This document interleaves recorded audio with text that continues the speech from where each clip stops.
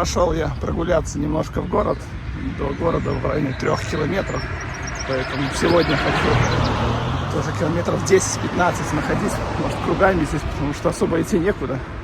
Пройду через центр, я уже как-то снимал, уже в моих роликах есть Вальдшутайген, город. Но если что-то будет интересное, может, какой-нибудь рыночек покажу.